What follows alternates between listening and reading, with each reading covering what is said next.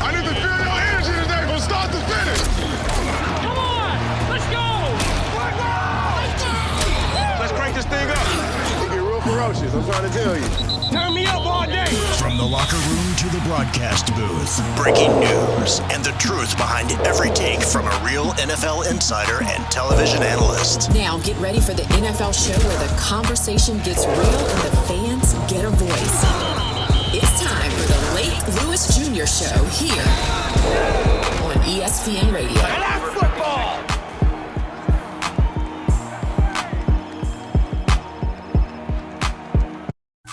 Welcome, everyone, to the Lake Lewis Jr. Show. Appreciate you joining me as always. And if you're used to hearing this intro and me coming in like this at 6 o'clock on Tuesdays and Thursdays, well, obviously that's changed. I'll be here with you still on Tuesdays and Thursdays, but from now on, from 3 to 4, made the change because the NFL season is pretty much kicking off for folks like myself who part of the NFL media.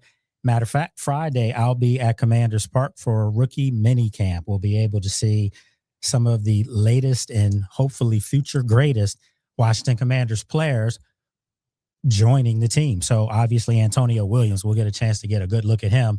And then, of course, Sonny Styles. And speaking of the Washington Commanders, coming up shortly on today's broadcast right here on ESPN Radio, going to have my good friend Trent Scott, offensive lineman, big number 73 for the Washington Commanders, will be joining us.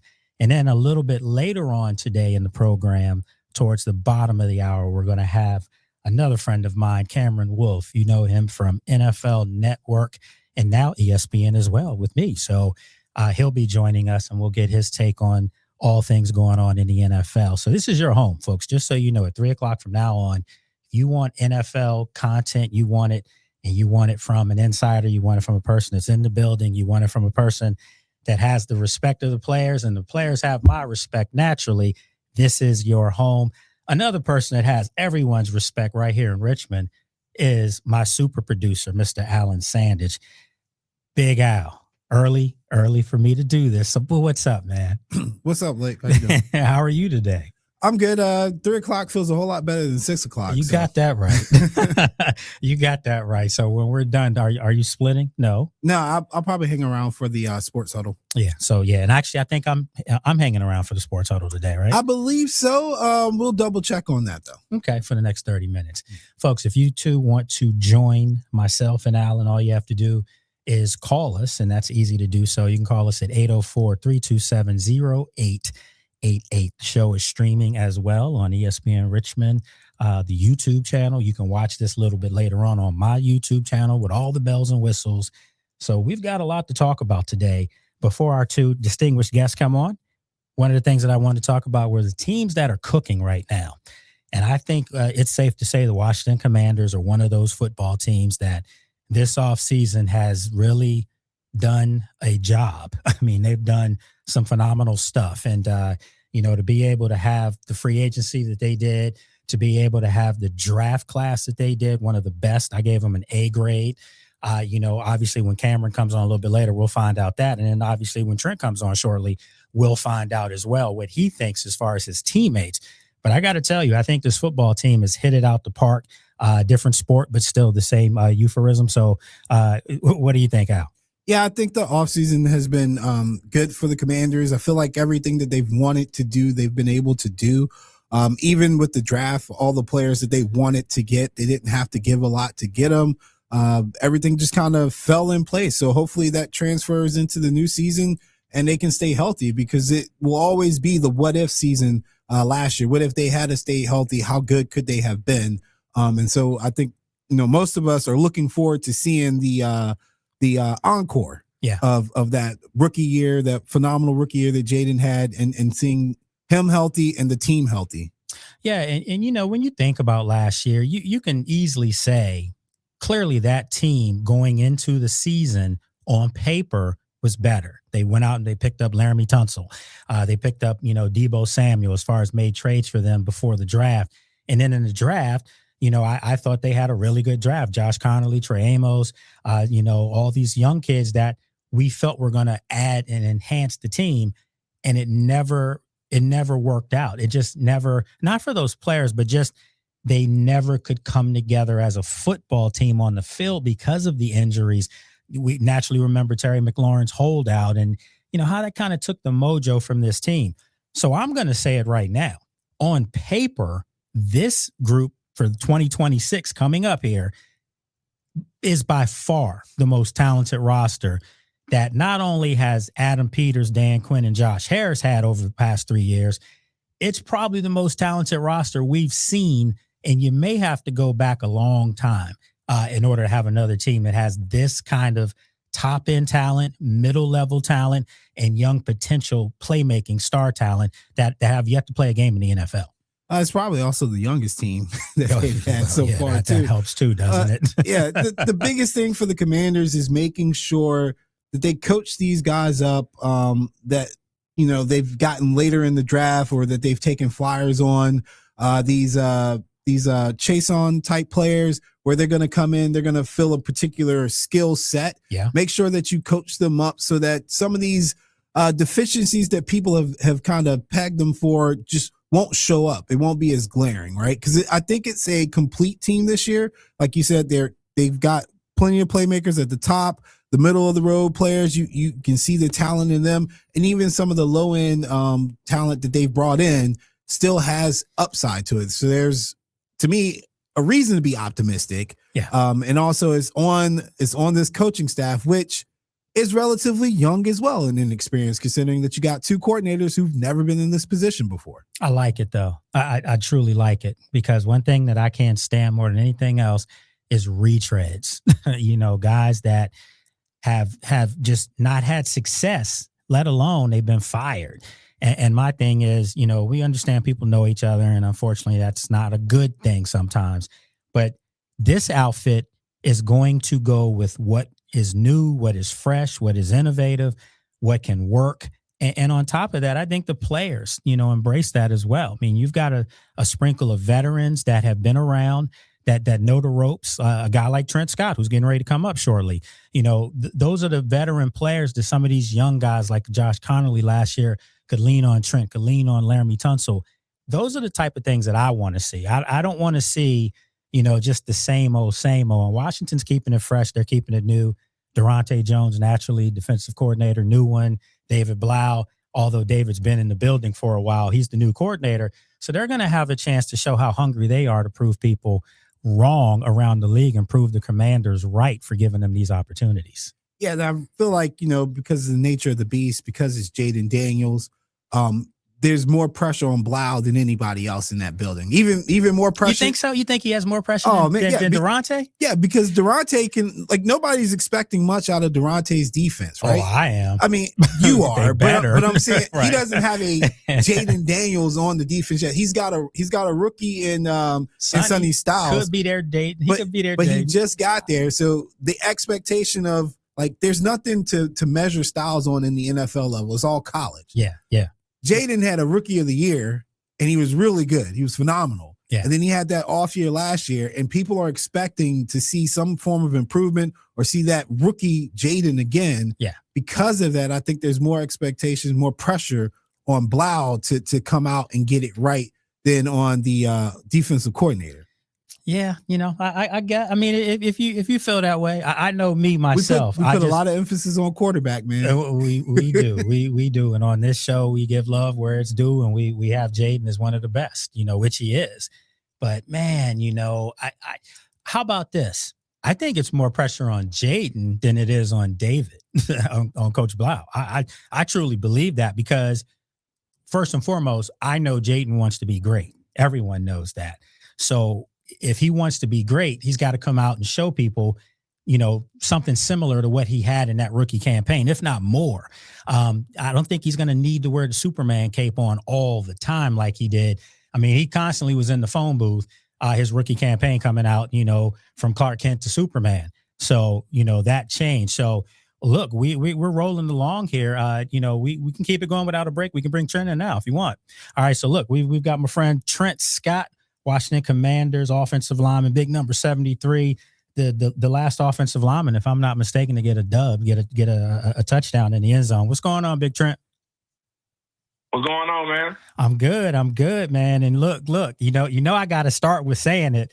The last time you were on this show, we were speaking some things into existence, and it came to existence. And my guy is back in Washington, where he belongs, where I said you were going to belong.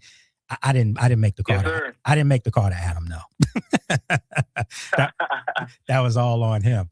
But you did call that, man, for sure. Nah, man, they knew they needed you back, as they should. So listen, you know, this football team and my producer Alan and me were just talking about, on paper right now, this is the most talented football team in Burgundy and Gold that I can recall.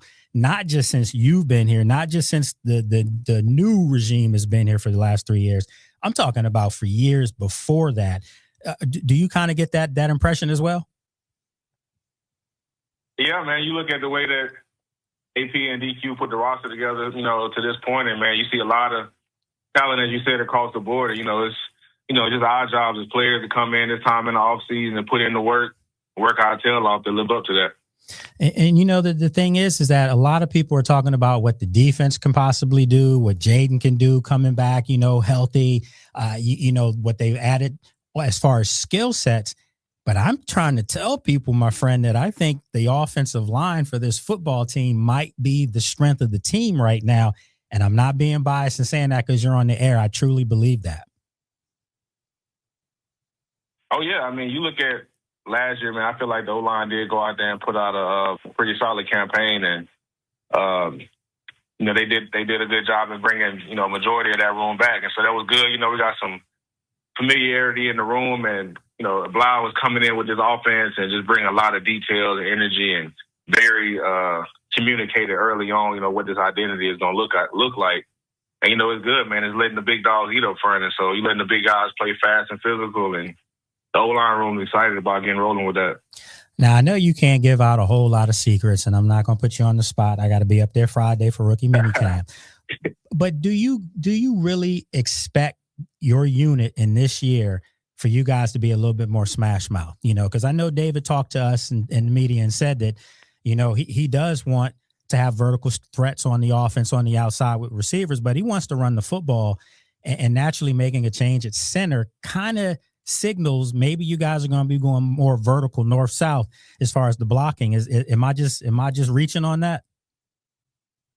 I mean, you know, like you said, I ain't gonna get too much in the scheme, but as far as you know, like I said, it's an offense that's, you know, built for big guys, man. It's built to lean on the O-line and let the O-line do what we do up front. And so, you know, we're taking that challenge on full stride. And, you know, like I said early on, it's been very highly communicated on what this identity is going to be. And we're just taking that and running with it. Like, we got some great threats outside. You talking about Terry and bringing Diami back, and a lot of other guys in that room just keep adding. So it's exciting, man. And, you know, the guys are putting in work right now. So I'm excited to keep this offseason going and keep working with the guys and get out on grass, you know, over these next few weeks, and really get to, you know, run the plays in real time and get out there and just really run the plays in real time to get the speed right.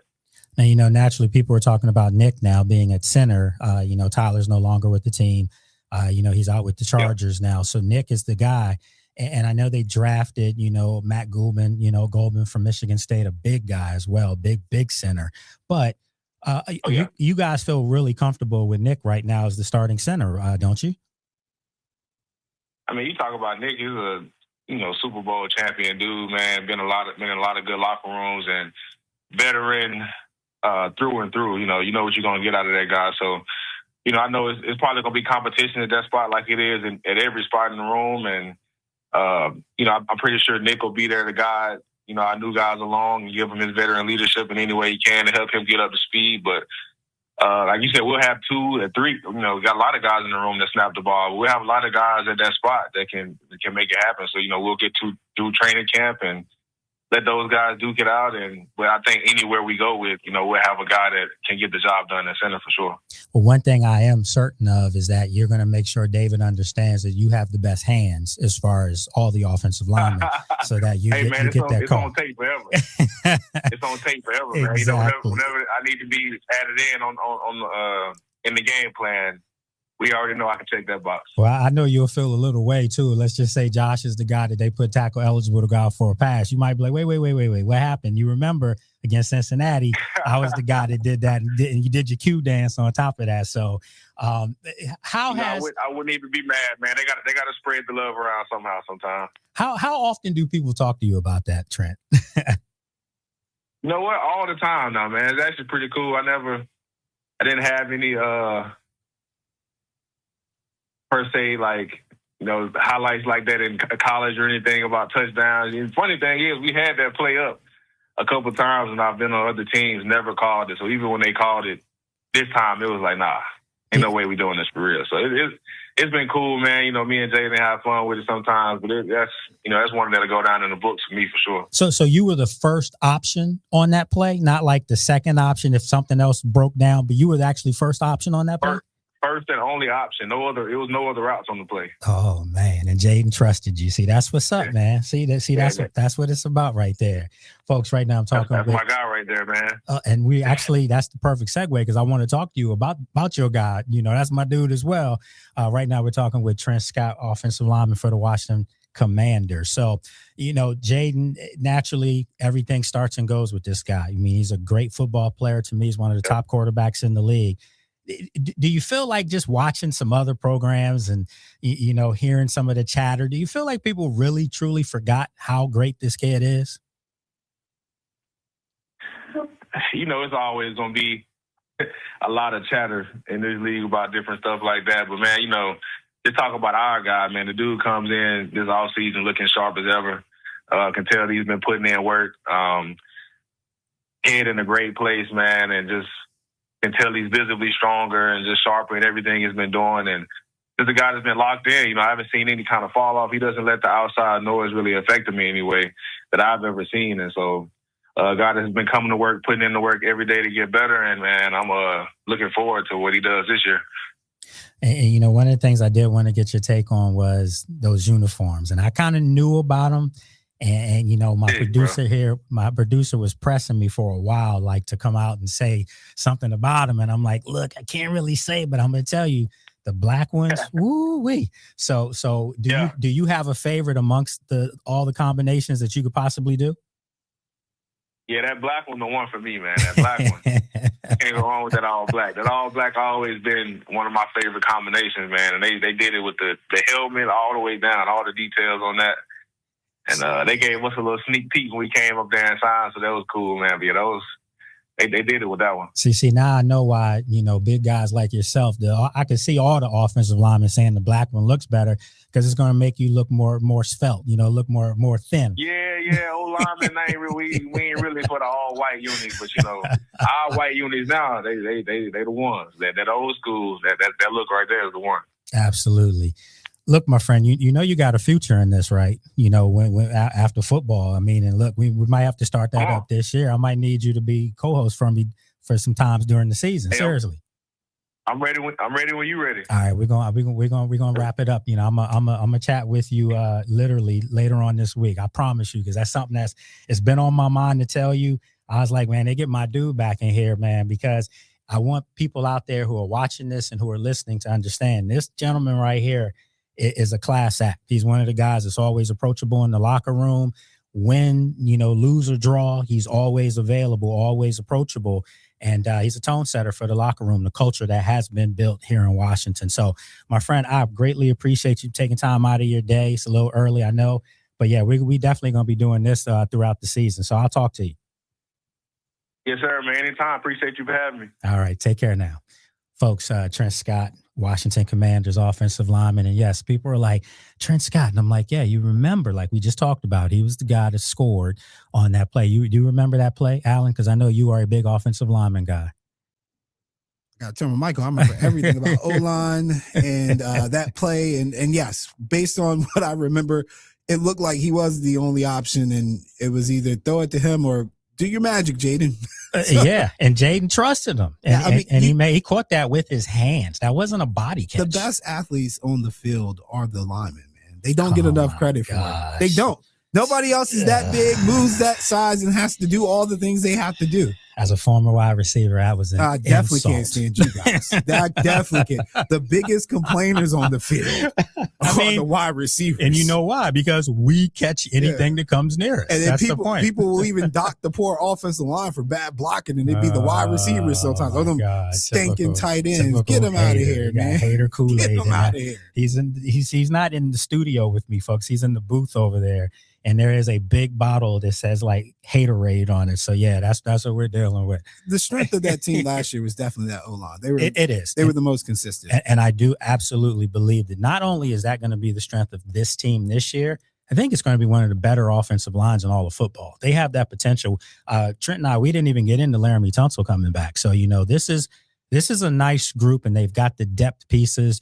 Trent's one of their key reserve players, so this is a group that they can build with and keep bullying people. And he couldn't say it, but you did get the gist of him saying it's an offensive line friendly setup. Oh, I mean, I would imagine that we will still see the packages where like Chris Paul and I think somebody else would come in. I don't like just that extra tackle on the field. Yes. That's him to set up some stuff. Yeah, I would imagine we would still see that. They were successful in it, but I think there was wrinkles to it that an innovative mind would like to exploit, because 13 personnel has come back, 12 personnel. I know you love that. I love the idea of getting these bigger bodies out there and using them creatively. Like you don't have to just block. I don't recommend you send Penei Sewell out on a pass, but if he's going to catch it, what D-back wants to come up on that? And you see it in college now. There's even in high school, the bigger linemen are getting passes, in these sets, and it's making people think twice. Or they're getting goal line short yardage carries. I've heard D-back say go to the legs, but we're not going to do that. So look, they're not trying. They're not really about that. Like they'll say that they're not really about that. No. That's a shoulder waiting to come out. Yeah, because if the shoulder don't fall on you, that's like 330 falling on you. Yeah. You're not really about that. You say it, but you're not really. Neither one is good. And see, Allen is offensive line size, so that's why he's harping on this. And it sounds good.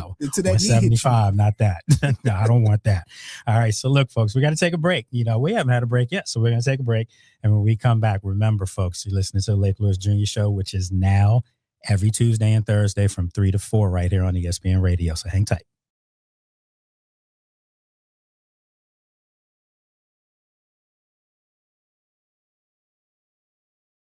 Work. You don't want to be too late to get back in. If you're in your car right now, just relax and listen to the melodious voice. That's a word for you, Alan, to look up. Melodious. That Big Ten education. See, there you go. We're good for more than just winning championships at everything. In the class, but not on the field. I don't get it. Wait a minute. Time out. Before we move to the next thing here, how can you say that when we literally have stockpiled every major sport championship? Indiana has ascended, man. They don't belong to the Big Ten anymore. They're their own thing. You really going to do that? They got Bama fans throwing fits online, man. They on a whole other level.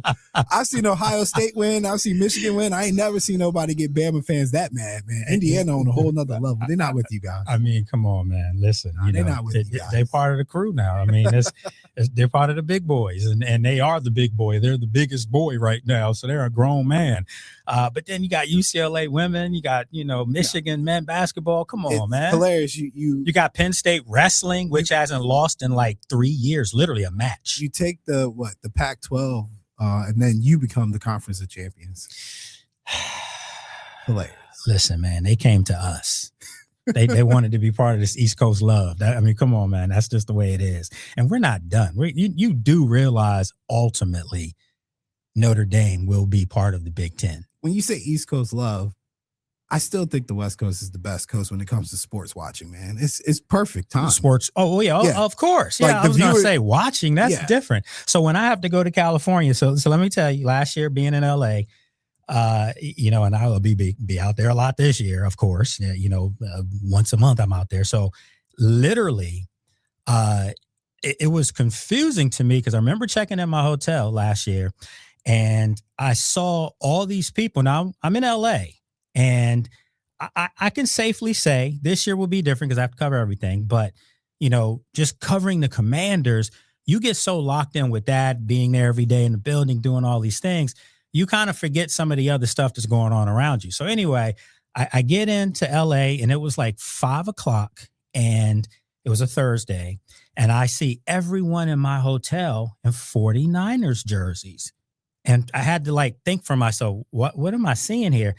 Hence, they were playing, at SoFi right across the street from where I was staying. It's like a home game. And I got to tell you, the game had already started. There were still people that, it's LA. People were coming in late and all that stuff. The game was over at literally like 7:45, 8 o'clock.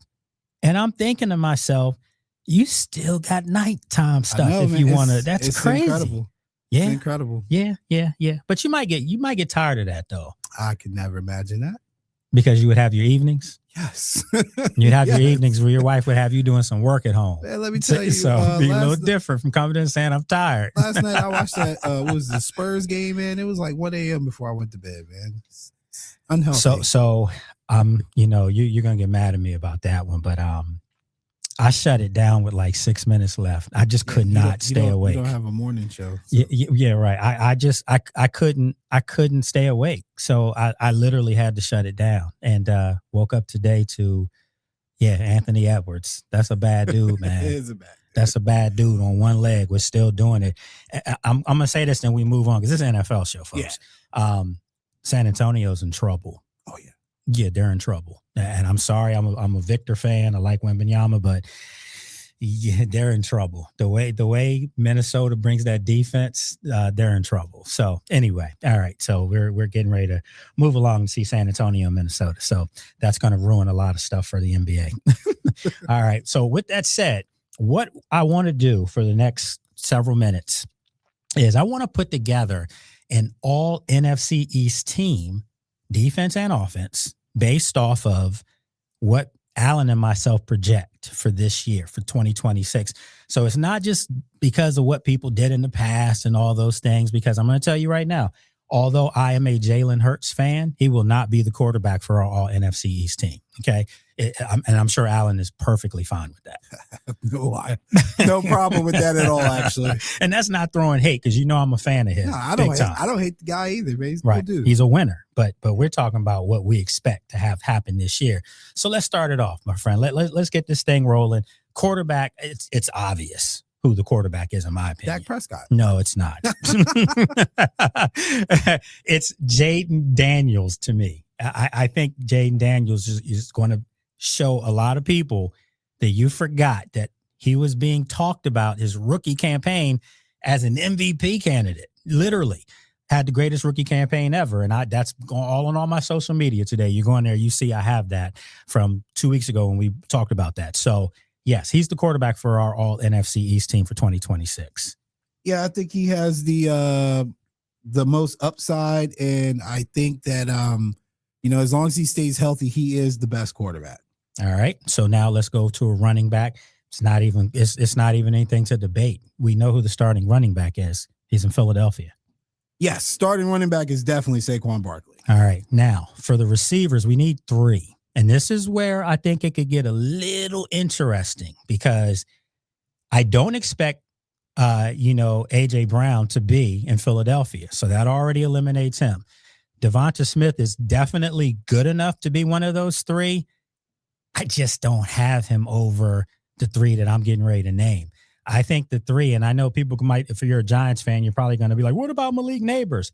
Still hurt, still need to make sure he can come back, which I know he will. But as of right now, he's not going to be the same guy for a little bit. So for me, my 3 receivers are Pickens, CeeDee Lamb, and Mr. Terry McLaurin. Pickens, CeeDee Lamb, and Terry McLaurin, I can get with that. I would make a case for Malik Neighbors, but he's coming off the injury. That's what I was saying. Yes. Yeah, he's yeah.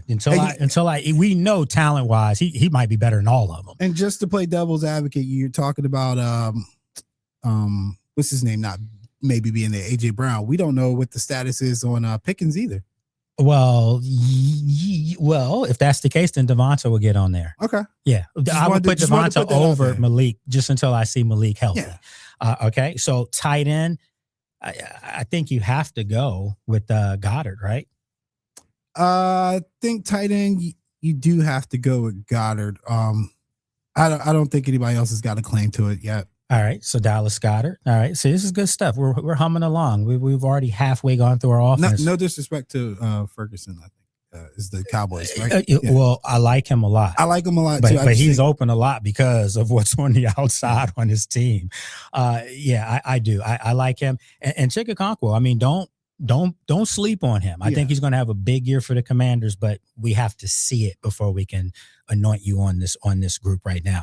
All right, so let's keep it going with the offensive line. Now, this is going to be interesting because I got to tell you, my friend, Jordan Mailata, from the Eagles, the tackle is great. I gotta put Laramie Tunsil on there though.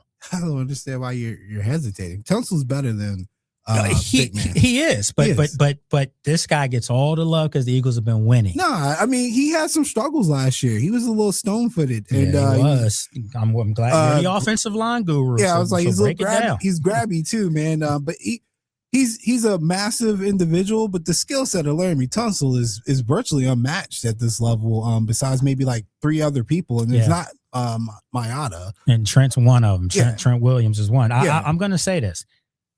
The fact that Laramie was not a Pro Bowler last year was highway robbery.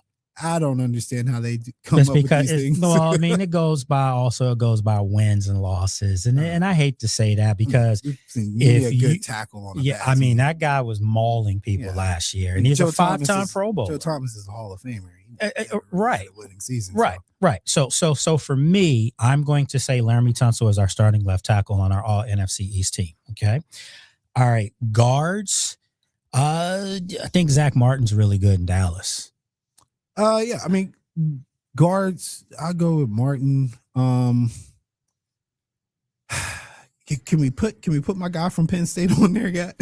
I mean, he's coming. We already know that. I mean, Rich Eisen was just talking. Vega's coming. Rich Eisen was just talking about him. I mean, I would be totally shocked if he's not the best guard. And me being a Nittany Lion, I have no problem with that. I will allow you to. You know what? I'm okay with that because there are 2 rookies that I have on defense that are going to be on this team.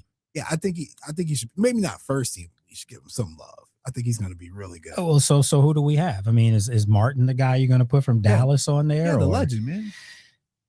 Not long in the tooth right now. He is a little long in the tooth, but he's still solid. Yeah. Okay. All right. You know when he's not there. All right. So now we move to center, and this is this is tough because I would have possibly had Tyler Biadasz on there, but he's gone. He's not in Washington anymore. Yeah, he's not. So do you put the guy that they basically picked over him and Nick Allegretti right there? Can't without having seen him do it. Yeah. I saw him do it at Illinois in college, but I haven't seen him do it as a pro. Yeah, it's on his film, but it's not much at the NFL level. So I will go with the Eagles center, even though I don't even know if they even like him.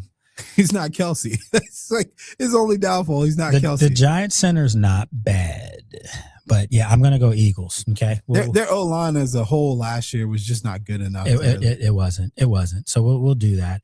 All right. So the other guard. We're gonna go Eagles again. Yeah, I mean because that's just not Sam Cosmi, big Sam Cosmi.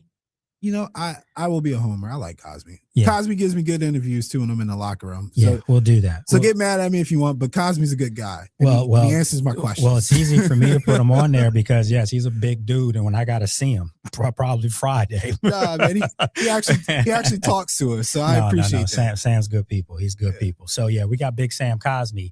And then at right tackle, I think that's pretty easy. And no, not Josh Connolly just yet. He's on his way, but it's got to be Big Lane Johnson. Oh, yeah. Got to be from the Eagles. So there we go. We have our offense in toast. Okay, so we'll post all this, but we'll talk about it as well. Special teams, very easy, super easy. You have Tress Way as your punter. And you have Brandon Aubrey as your kicker. Aubrey's the all-world kicker. Exactly. Man. So that was done. That was quick. So now we go to defense. So do you want to go to break and come back to defense, or do you want to just knock this defense out? Let's just knock it out. All right. So here we go. Hit him down. Listen, I'm going to say this. That's my safety. I mean, So I was going to say my safeties were going to be Cooper DeJean and Caleb Downs. And I know Caleb hasn't taken a snap in the NFL, but we know what that guy's going to be. He's going to be something special. And it almost pains me to say it, and I can't be biased now as NFL media, but damn, he's a Cowboy. That's tough. I mean, like I said, the division as a whole had a great draft. Man, they sure did. They sure did, because I still think there's two other potential rookies that have a chance to crack this lineup. Let's go. So we got our safeties. Obviously, Cooper DeJean's one of those, right? Yes. We're good with that. Oh, yeah. So those are our two safeties, Caleb Downs and Cooper DeJean. Okay. All right. Our corners. Here we go. I think Mitchell has to be one. Yeah, I mean, you knew I was going to say Quinyon Mitchell. Of course. Quinyon Mitchell has to be one, so now who's the other one? That one is the one that's probably up for debate. Could it be potentially Trey Amos when healthy? He looked really good as a rookie. Yeah, when healthy, he looked really good. Besides that one tackle attempt on Scatterboo, bless his heart. But yeah, I don't mind Trey Amos at that spot. I thought he was the best corner last year when healthy for the Commanders. All right, so we're going to put Trey Amos on there. So we're showing a little bit of Commanders love too. Not to be biased, this is just what we're doing. We're breaking down our All-NFC East team for 2026. Okay, all right. So now let's keep it going. We need another corner because we're going to go 3 corners like a slot guy. I'll throw Deron Bland out there. I like Deron Bland. So definitely have Deron Bland. Deron Bland may be my second corner, actually. The only thing that keeps me from getting hype on him is the history with Dallas corners. Like they're good one year. First 2 years, and then it's all downhill after that. I don't know what happens there. He's a ball hawk, though. He's a guy that has a nose for the football. Yes. So, I like Deron Bland. Those are our 3 corners, all right? So now let's go to the linebacking core. Yeah, I got 2 young guys on this roster. I really believe that Arvell Reese in New York's going to have a special season. Yeah, I still don't know where they're going to put him. I keep hearing he's got to play outside linebacker. I keep hearing. I think it was Will. Mm-hmm. Harbaugh, I think, said that too. So if he plays Will, by all means, I think that maximizes. That's his Michael Parsons coming out. Yeah, if he plays Will. I think he gets Max out there. I don't mind him being there. If you give me Arvell Reese, I gotta have Nico Dean on there. I gotta have Dean on there. He's no longer in Philly. He's no longer with Philly. the Raiders. Right. Never mind. That's right. So that's what I'm saying. Philly doesn't necessarily have that right now. So it's 2026, Alan. Well, no. They had some guys come around last year. They had a rookie last year, linebacker, that played extremely well. But I just think Arvell Reese will be there, and I also think Sonny Styles is going to be there too. But I mean, as for Washington's sake, he better be there. Yeah. So you could have Sonny Styles as your Mike. Okay. So now you got, 3 Ohio State rookies that were the best defensive players in the draft, or at least, 3 out of the 5 best. So I'm okay with that if you're okay with that. Yeah. All right. But we still have to find one more linebacker, though. Well, the linebacking core for this division is young anyway. What about Leo Chanel? Go for it. I mean, that would be saying that the poorest unit on Washington's team over the last, decade now could be a strength. I mean, too. It's also like probably the weakest unit in the division. Yeah, 100%. It's a lot of unknown in there. Yes, it is for linebackers. All right, so we're gonna put Leo Chanel on there. So you got 2 Commanders, literally, and one of them's not Bobby Wagner, who's not on the team right now. So if Bobby Wagner were to come back, would you? Honorable mention. You get my honorable mention? Okay. That's as good as I can do. That's not bad. No offense to Reverend Wagner, man. I love my guy. My man just got an honorary doctorate this weekend. Yeah. People were killing him. And I'm like, that's just hate, man. First of all, you got to have a master's to get the honorary doctorate. And these people who are making these comments don't have anything. Some of them don't even have. Well, I'm not going to go there because that's disrespectful. I can do the D line for you. All right, let's do it. Jalen Carter. Mm-hmm. That's a guarantee. And then the rest, the Giants rotation. I definitely will put Burns in there. 100%. Is Thibodeau going to be there? Because they keep putting him out there to trade him, but I just don't see how you can have 3 guys who are very similar doing the same things. I'll say this. If I'm playing the New York Giants, I'm running the football right into the teeth of that defense. I'm not running anything to the edges. I'm not. Yeah. I'm going right forward. I don't think you'll ever beat them to the boundary. They're too fast. Exactly. So I do like Carter and Philly, and I also think you got to. Yeah, and I also think you got to put Big Jordan Davis in there too. So, yeah, so we can do that. Let's take a break, and when we'll come back, we'll wrap that up, and then we have our guests coming on.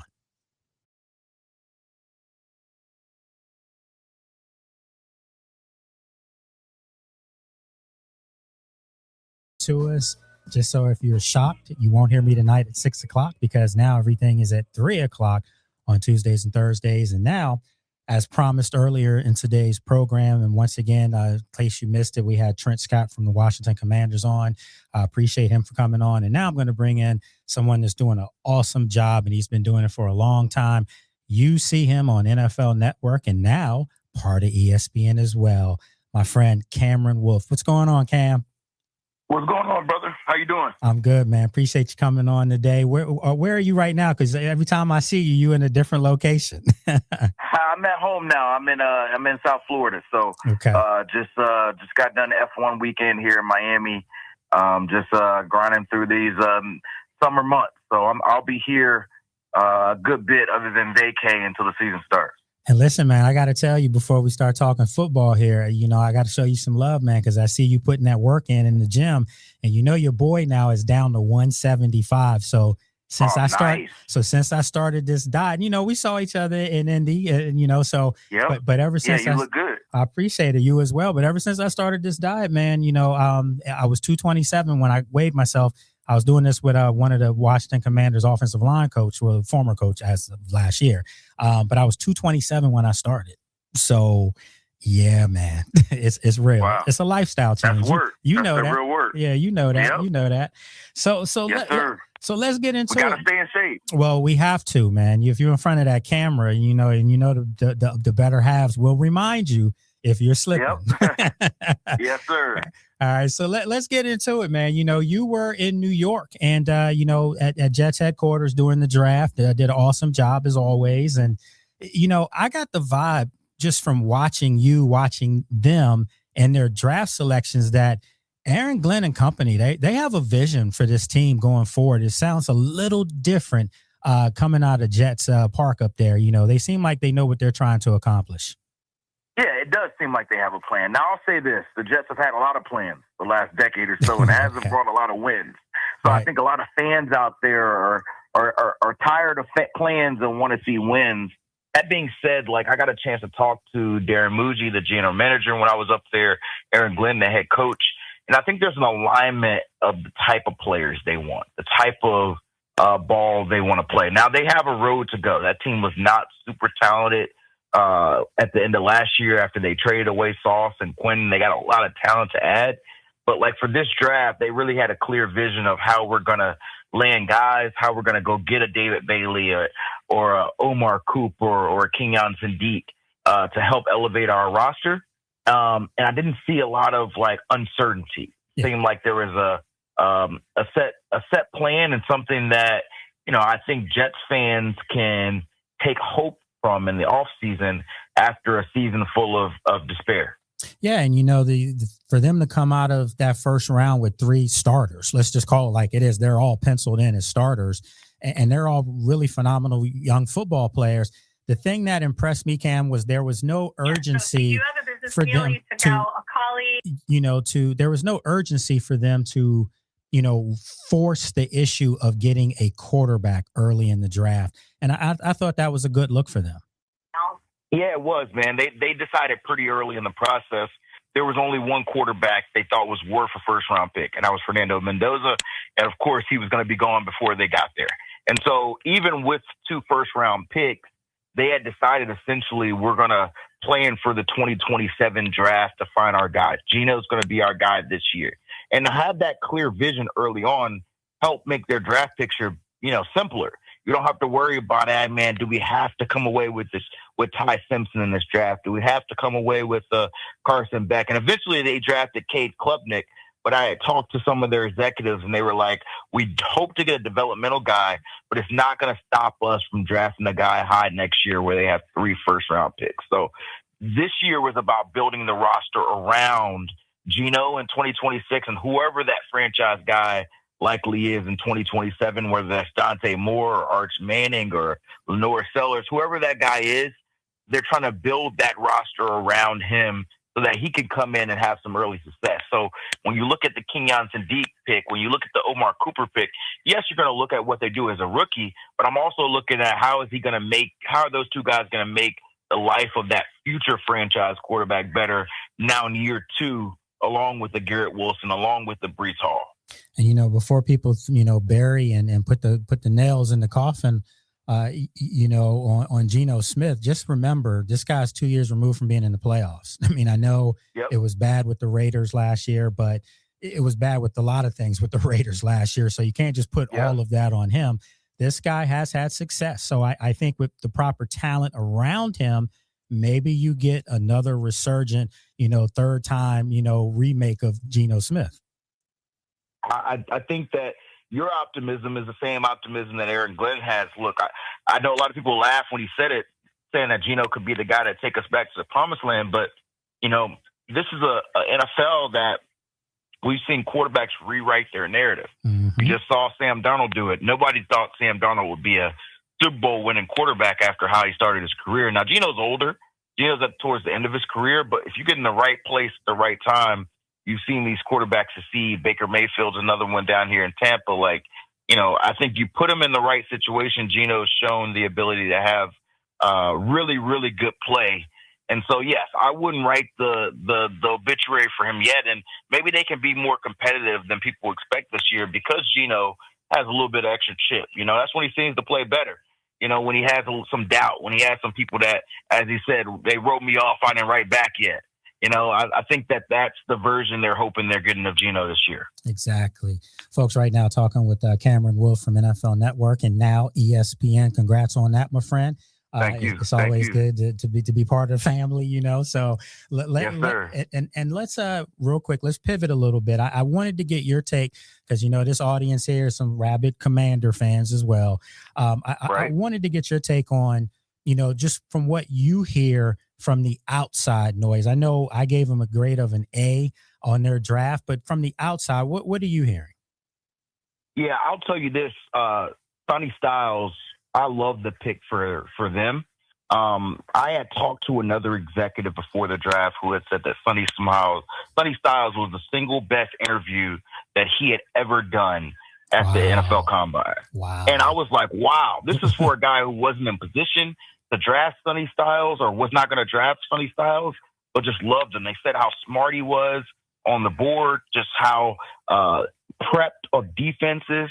And when you look at the center of their defense, you've got a Caleb Downs, you got a Arvell Reese, you got a lot of talent, but it seemed like he was consistently the guy that made it happen. That was the eventual green dot of the Commanders defense, but the center of an all-star Ohio State defense. So you look at his size, his measurables, his verticals, 40-yard dash, all that, and you're like, man, it all looks the part. But then when you really get under the hood of how smart he is, how much his instincts are, how much his intangibles, that's why you draft a top 10 pick as an off-ball linebacker. I get it.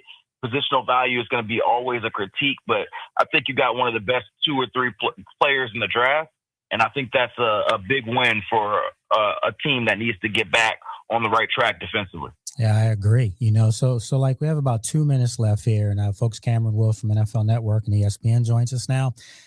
I've been saying that Sonny to me is, maybe a I don't want to use the word modern because that's disrespectful to Bobby, but you understand what I mean. Bobby's been in the league forever. He is a bigger version, kind of cerebral, like Bobby Wagner. It would just be fitting, in my opinion, if Bobby could somehow work some things out and be back in Washington to mentor this kid. I think that would be outstanding. Yeah, I'd love that. Bobby Wagner's one of my favorite players in NFL. Obviously the money is a big factor in that. He's made a great career of himself.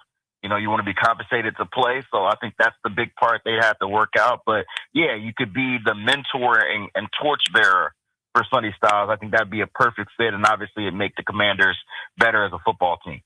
All right. Well, look, my friend, we got to agree to wrap this up, but what's on tilt for you? Because, you, like I said, you're everywhere, man. So any assignments coming up? Yeah, I'll be on TV tomorrow for NFL Insiders. We'll kind of be on sporadically throughout the offseason, just talking draft, talking offseason, looking ahead to training camp. So that'll be my big picture for work-wise for the next couple of months, and then we'll make a training camp tour, and hopefully I'll get a trip up there to the DMV area to see the Commanders as well. Absolutely. Well, look, my friend, I appreciate you coming on. Tell the fam I said hello, and I'll get you on real soon again. All right? All right. Thank you, my guy. All right. Have a great rest of your show. Appreciate you. All right, folks, Cameron Wolfe does a great job. You can check him out on NFL Network, and now he's part of the family here at ESPN. So, yeah, man, just excited to see what the future holds for him as well. So, this was a crazy show. It was a good show. Alan and myself broke down the our All-NFC East team for 2026. I think it was solid. I'll go back and put something together so people can see the actual list so they can hold Alan's feet to the fire if he was wrong about any of those selections. Hey, I will gladly be the first to tell you I was wrong. Oh, no, never wrong here. And then also, want to thank our guest once again, Trent Scott joined us, and Trent and me have been texting each other, man, since, and he's going to be a regular with me on this, trust me. So we'll get that stuff taken care of and worked out. And then also Cameron Wolfe from NFL Network, ESPN. Remember, on Thursday, just to give you a heads up, I have the great Brian Mitchell will be joining me here on the show.